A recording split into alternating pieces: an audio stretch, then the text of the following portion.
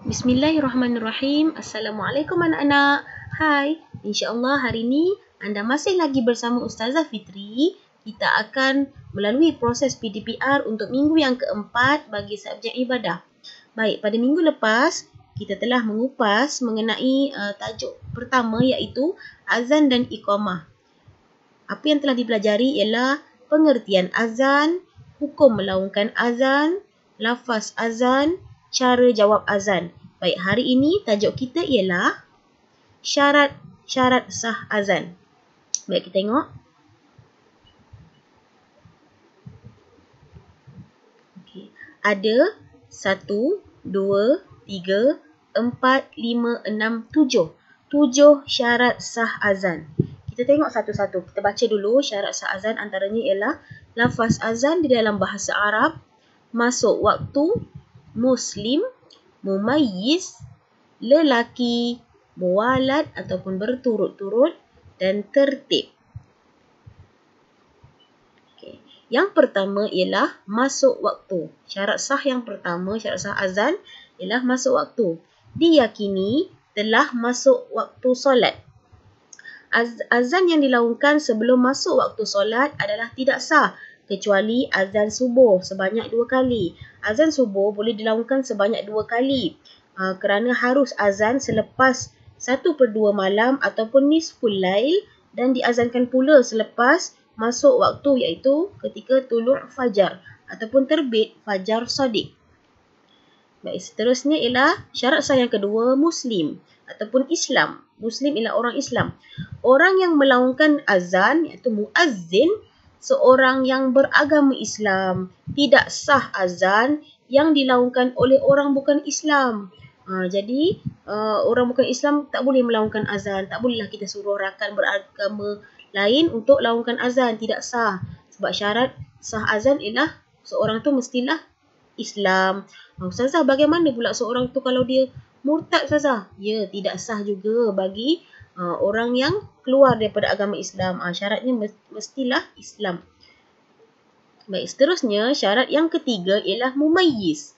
Biasa tak dengar perkataan mumayyiz ni? Mumayyiz bermaksud cukup umur. Cukup umurnya. Mumayyiz ialah tahu membezakan perkara baik dan buruk ataupun disebut sebagai tamyiz. Tahu membezakan perkara baik dan buruk. Umur kanak-kanak mumayyiz ialah 6 tahun dan ke atas. Biasanya bila 6 tahun dan ke atas ni mereka tahu bezakan perkara baik dan buruk. Apa benda yang bahaya dan bukan bahaya. Mereka tahu cara nak bersuci, nak membersihkan najis. Baik, seterusnya. Jadi boleh tak kanak-kanak azan? Boleh jika sudah mumayyiz. Okay, yang keempat syaratnya ialah lelaki. Muazzin ini orang yang melaungkan azan mestilah seorang lelaki. Perempuan tidak disyariatkan melaungkan azan kerana khawatir suaranya akan menimbulkan fitnah. Okey, satu lagi, kalau dalam jemaah tu adanya lelaki, tidak sah perempuan untuk melaungkan azan sebab seumpama tidak sahnya perempuan mengimami ataupun menjadi imam kepada lelaki. Begitulah dia punya syarat sah azan. Azan tidak diperintahkan ke atas kaum wanita kerana mensyariatkan suara mereka dibimbangi akan menimbulkan fitnah. Boleh tak perempuan nak iqamat, Ustazah? Boleh, perempuan boleh iqamat, tapi syaratnya jemaahnya mestilah wanita di belakangnya, tak ada lelaki. Baik, seterusnya lafaz azan di dalam bahasa Arab. Lafaz azan yang diucapkan mestilah di dalam bahasa Arab seperti yang telah disyariatkan. Apa lafaz azan? Kita dah belajar. Allahu Akbar, Allahu Akbar. Itu kan bahasa Arab. Jadi mesti dilafazkan dalam bahasa Arab. Okey, seterusnya tertib. Apa maksud tertib ni? Biasa kita jumpa dalam rukun wudu. Yang keenam ialah tertib.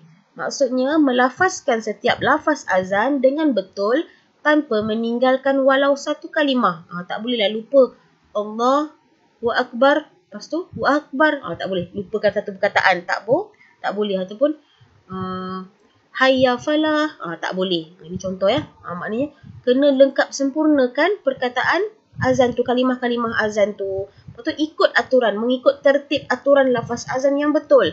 Maksudnya selepas Allahu Akbar, ada sekali lagi Allahu Akbar, Allahu Akbar.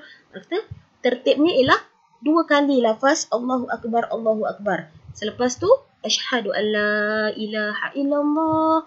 Itu adalah tertib. Tak bolehlah lepas tu kita buatlah hayya 'alas solah. Tak boleh.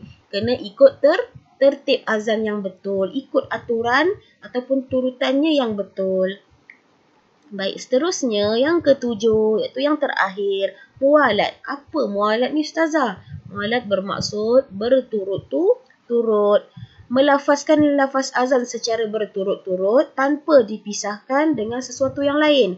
Maksudnya dekat sini, sekiranya seorang muazzin atau seorang lelaki itu sedang melaungkan azan, tak bolehlah bila dia dah Allahu Akbar, Allahu Akbar. Lepas tu dia pergi tengok handphone, dia pergi makan, dia keluar kejap pergi ambil wuduk, dia pergi jumpa pula kawan sembang, lepas tu baru sambung balik. Allahu Akbar, Allahu Akbar.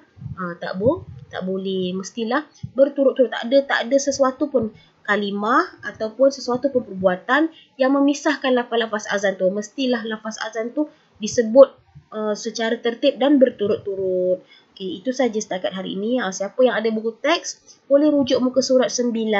Sini dia dah bagi dapur minda 1 sampai 7 syarat-syarat sah azan. Baik, itu saja daripada Ustazah. Terima kasih di atas perhatian. Sekian, kita jumpa lagi pada minggu hadapan. Wabillahi taufiq wal hidayah.